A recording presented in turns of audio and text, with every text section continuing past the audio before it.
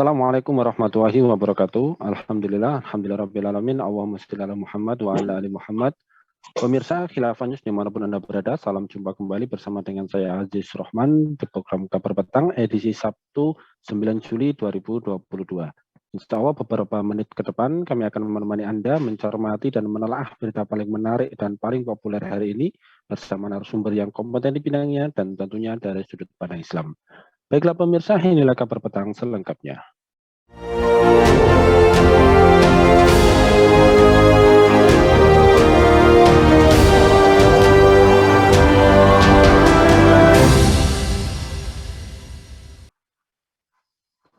Pemirsa, Detasemen Khusus atau Densus 88 Anti Teror Polri menyatakan melakukan pendalaman terkait adanya laporan dari PPATK soal aliran dana aksi cepat tanggap ACT yang terindikasi mengarah ke aktivitas terlarang atau diduga terorisme. Diketahui Pusat Pelaporan dan Analisis Transaksi Keuangan PPATK menyatakan bahwa telah berkoordinasi dengan Densus 88 Anti Teror Polri dan BNPT terkait temuan transaksi yang diduga berkaitan dengan aktivitas terlarang dan kepentingan pribadi oleh Badan Amal ACT. Sudah kami serahkan hasil analisisnya kepada aparat penegak hukum sejak lama, ya Densus dan BNPT, kata Kepala PPATK Ivan Yustiavandana kepada awak media pada Jakarta Senin 4 Juli yang lalu. Ivan juga menekankan aktivitas terlarang yang diduga terkait terorisme ini dikoordinasikan dengan lembaga penegak hukum lantaran perlu didalami secara komprehensif. Nah pemirsa, mengapa ACT ini disorot, mengapa kasus ACT dalam penanganan internal Densus 88, apa motifnya, apakah ada indikasi kriminalisasi? Pemirsa, untuk membahasnya kami telah terhubung dengan seorang praktisi hukum, beliau adalah Bung Ahmad Kozinuddin. Kita sapa dulu beliau. Assalamualaikum warahmatullahi wabarakatuh, Bung Ahmad. Waalaikumsalam warahmatullahi wabarakatuh. Alhamdulillah, ini bagaimana nih kabarnya nih Bung Ahmad, sehat Bung? Ya, agak sakit masih. Masya Allah, ini mudah-mudahan segera sembuh ini Bung. Langsung saja ya ini Bung. Sebagaimana diketahui ya di dalam pemberitaan ini kan diduga ada penyelewengan dana yang dilakukan oleh Badan Amal ACT yang ini menjadi sorotan luas ya masyarakat. Bahkan tagar jangan percaya ACT sempat trending di sosial media Twitter. Nah, melihat hal tersebut ini, sebagaimana juga ada laporan di majalah Tempo yang pada edisi 2 Juli 2022 dengan judul Kantong Bocor Dana Umat, ini cukup meresahkan ini.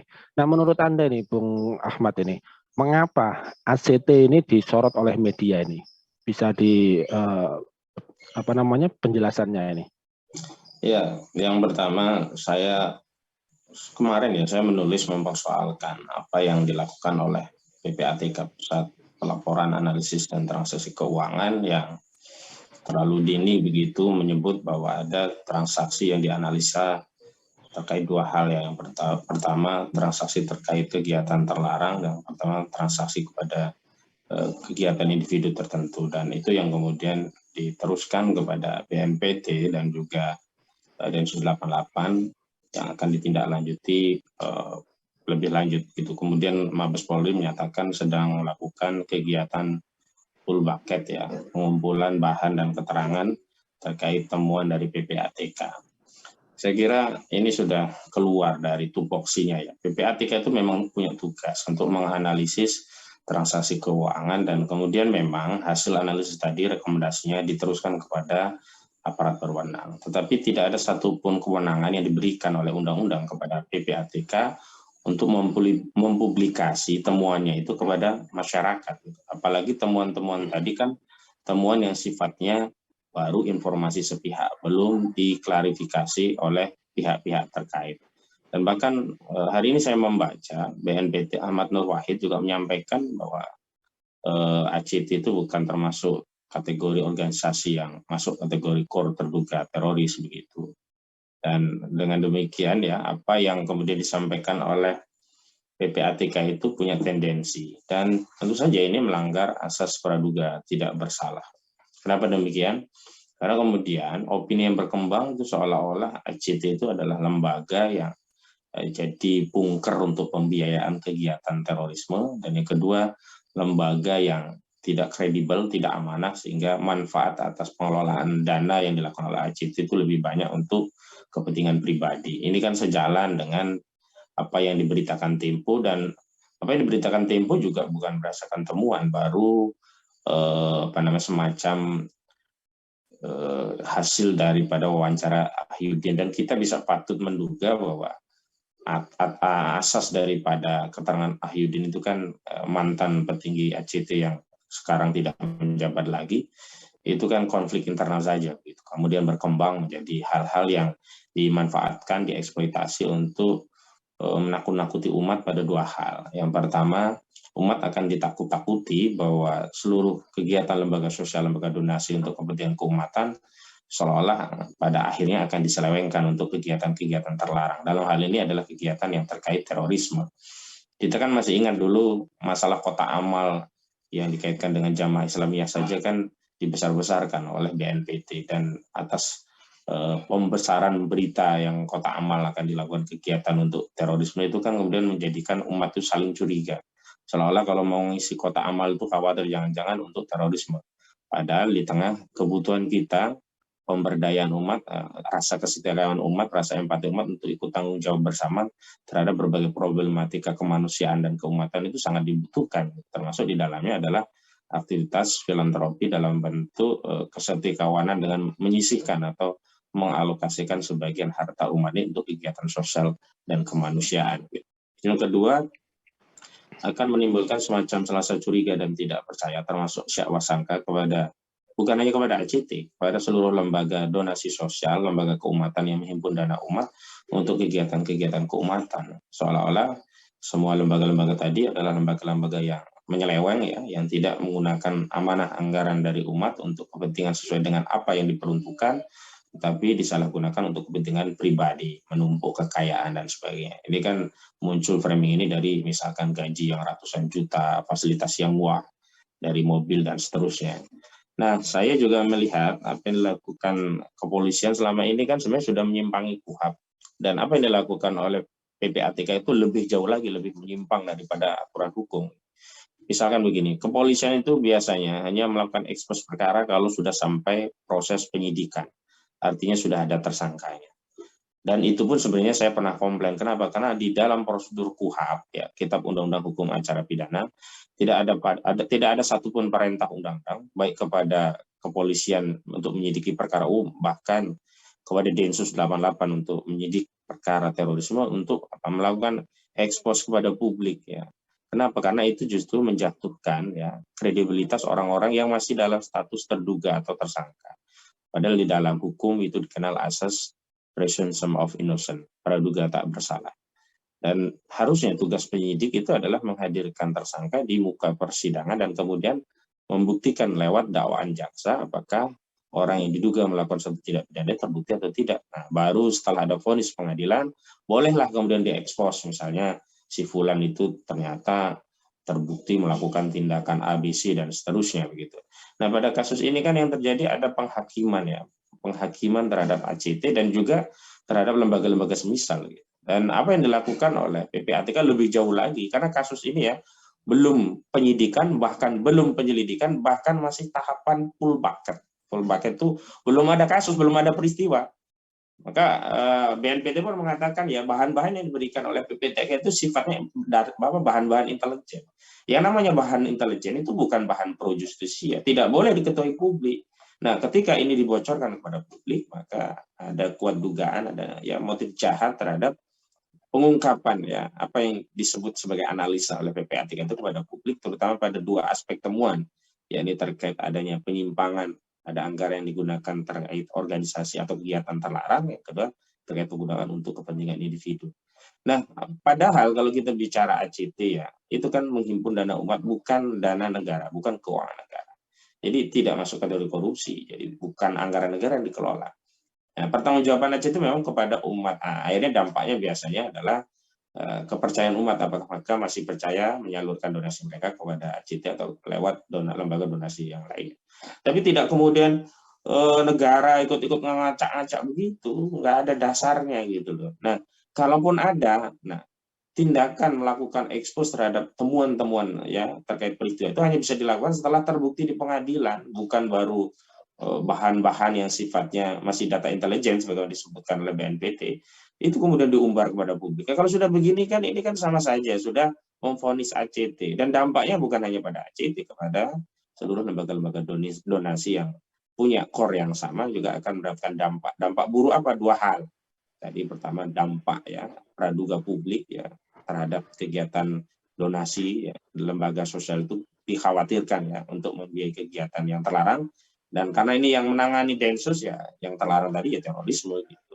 Kedua ya tadi penyelewengan dana-dana yang dikumpulkan dari publik untuk kegiatan kepentingan pribadi atau hanya untuk menumpuk harta bagi kepentingan pengurus. Begitu.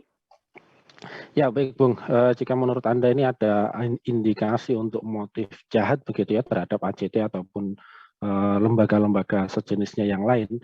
Nah, ini dengan kondisi dan pemberitaan yang sudah beredar, ini menurut Anda sendiri, ini kira-kira apa dampak dari hukumnya dan juga dari politik ya di balik kasus ini? Apakah ini termasuk nanti di dalamnya ada indikasi untuk kriminalisasi atau seperti apa ini? Mohon pendapatnya. Kriminalisasi itu nanti akan dilihat ya, kalau legitimasi opini publik itu memiliki dukungan untuk memberi pembenaran atas tindakan-tindakan yang dilakukan baik oleh PPATK, Densus maupun BNPT. Tapi kalau nanti masyarakat banyak mengkritik ya, banyak mempersoalkan kasus ini seperti saya mempersoalkan PPATK yang membuka data analisis yang semestinya sifatnya itu rahasia dan hanya diteruskan kepada aparat berwenang, tidak dibuka kepada publik ya. Kemudian juga saya mempersoalkan kaitan dengan informasi ini yang kemudian menjadikan publik tidak percaya kepada lembaga donasi, dan juga ada semacam tuduhan lembaga donasi nantinya dianggap terkait dengan kegiatan terlarang dalam hal ini terorisme, dan juga terkait dengan kegiatan untuk memperkaya diri sendiri dan kelompoknya saja. Nah, saya melihat kalau ini nanti mendapat dukungan publik, maka baru pada naik pada proses selanjutnya, ini kriminalisasi, dicari-cari pasal. Pasal yang paling relevan adalah pasal pendanaan terorisme, dan itu diatur dalam Undang-Undang Nomor 5 tahun 2015 tahun 2018 tentang perubahan Undang-Undang Nomor 13 tahun 2002 yang tentang terorisme itu. Nah, ini yang kemudian kita khawatirkan. Tapi kalau nanti perlawanan publik kencang, maka ini tidak akan naik kepada kasus hukum. Cuman berhasil memberikan dampak politik dua hal. Pertama, dampak politik kepercayaan publik terhadap lembaga donasi itu turun drastis. Terutama yang langsung terdampak ya ACT. Nah, sekarang itu semua orang yang mau donasi, mau nyumbang lewat ACT itu banyak berpikir ulang sambil terus melakukan klarifikasi dan tabayun gitu. Yang kedua juga terdampak kepada lembaga donasi serupa gitu, semua juga kena imbas. Yang ketiga ya bisa menutupi apa-apa yang harusnya sekarang ini dikritisi gitu. Misalkan gaji Pertamina yang lebih gede ya, gaji Pertamina itu direksinya miliaran, di atas 5 miliar.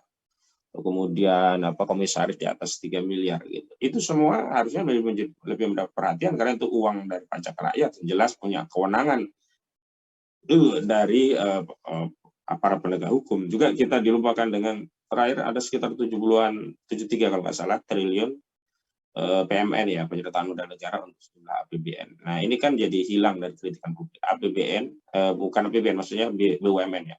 Badan usaha milik negara yang harusnya mendapat memberikan peran untuk menambah pemasukan APBN, nah sekarang malah menggerogoti APBN. Minta nyusu sama APBN, disuntik dana sampai 70-an triliun. Nah, ini kan bisa tertutupi oleh kasus ini gitu. Dan yang selanjutnya adalah ini, saya melihat ini adalah satu kasus untuk membridging sebagai jembatan untuk membuat opini bahwa bahaya terorisme itu masih ada, dan ini menjadi jualannya Densus 88 dan BNPT. Saya kira itu sementara. Ya, Bung. Lantas kemudian jika memang kasus ini terus berlanjut dan bergulir begitu, kira-kira apa yang harus dilakukan oleh umat Islam sendiri? Bagaimana mendudukkan permasalahan kasus organisasi ACT ini dan menyikapinya secara proporsional itu seperti apa ini menurut Anda? Ya, yang pertama umat Islam harus paham bahwa war on terrorism itu adalah war on Islam. Motif dibalik perang melawan terorisme adalah menghambat atau menghalangi kebangkitan umat Islam. Nah, di titik itu ketika kasus ACT ini dimasuki oleh Densus dan BNPT, kita semua patut waspada, jangan terbawa narasi, karena ujung-ujungnya kan ingin menjauhkan umat Islam dari semangat untuk membela agamanya, semangat untuk berbagi, untuk menolong sesama kaum muslimin. Karena Lembaga-lembaga donasi inilah yang akhirnya menjadi jembatan penghubung antara umat Islam yang membutuhkan bantuan dengan umat Islam memiliki kelebihan harta. Kenapa? Karena ketiadaan negara yang melakukan riayah. Ya. Sementara negara-negara sekuler hari ini, negara bangsa hari ini tidak mau ngurusi saudara-saudara kaum muslim yang lainnya. Mereka hanya sibuk ngurusi bangsanya. Begitu. Yang kedua, memang ada soal-soal dan ini tentu menjadi evaluasi secara internal bagi seluruh lembaga-lembaga donasi. Kenapa? Karena mereka itu akadnya akad wakalah ya. Akad wakalah itu harus ada di dalam akad wakalah itu amanah. Karena mereka itu mengambil dan mendistribusikan harta itu tidak mendapatkan wewenang berdasarkan taklif syar'i. Bukan wewenang seperti amil di zaman ada negara atau zaman ada khilafah, karena mereka memiliki kewenangan langsung dari khalifah untuk mengambil dan mendistribusikan harta-harta itu sesuai dengan peruntukannya. Mereka ini kan mendapatkan mandat dari donatur, dari umat Islam. Akadnya apa? Wakalah. Sebagai wakil donatur untuk meneruskan dana-dana mereka, bantuan mereka kepada program-program sesuai dengan peruntukannya. Sehingga dalam titik ini ya harus amanah benar. Kalaupun hendak mengambil biaya dalam konteks untuk mengelola, membuat gaji, operasional dan sebagainya, ingat filosofisnya Anda ini ya, lembaga-lembaga ini mengelola lembaga itu seperti mengelola harta anak yatim gitu. Jadi hati-hati sekali jangan sampai ada harta anak yatim yang masuk kepada darah anak dan istri menjadi harta yang kemudian nanti akan dipersoalkan di akhirat. Sehingga saya kira untuk penentuan operasional, gaji dan sebagainya itu harus benar-benar ya memperhatikan ya ini adalah harta anak yatim. Dan saya sih mendukung tadi ada statement dari kemarin dari press conference ACT bahwa target mereka di 2025 itu untuk operasional yang diambil dari donasi itu 0%. Artinya mereka mau mengupayakan pembiayaan termasuk gaji pegawai mereka itu dari sumber yang lain. Nah ini patut kita dorong kalau ada bisnis yang bisa dikerjakan, kita kan nggak tahu. Dan kita juga harus paham bahwa untuk mengelola riayah atau pelayan umat itu memang harus negara. Tidak bisa hanya dengan lembaga donasi. Ini kan lembaga donasi itu hadir kan dalam kondisi emergensi ketika khilafah tidak ada, negara tidak melakukan riayah, tidak melakukan tugas pengelolaan harta itu untuk kepentingan atau kemaslahatan umat. Maka lahirlah lembaga-lembaga donasi. Maka kita segenap umat Islam harus punya visi bersama, memang harus ada lembaga resmi yang kemudian itu memiliki otoritas dan tidak mungkin akan dicurigai walaupun itu membantu kemanapun. Hari ini kan bantuan ke Suriah, ke Palestina yang jelas untuk saudara kaum muslimin itu kan yang kemudian dicurigai dinarasikan ini membantu gerakan terorisme dan seterusnya. Tapi kalau nanti yang mengelola dana ini adalah negara, riayahnya negara, dari divisi Baitul Malnya Daulah Khilafah, ini aman, nggak akan ada lagi aparat penegak hukum mempersoalkan. Justru aparat negara mendorong gerakan-gerakan ini makin besar dan gerakan-gerakan ini bisa diadopsi menjadi bagian dari negara, tidak menjadi swasta. Sehingga kontrolnya langsung oleh negara, sehingga keterikatan umat itu kepada negara, keterikatan umat itu kepada ruh jamaah, ruh daulah, ruh khilafah.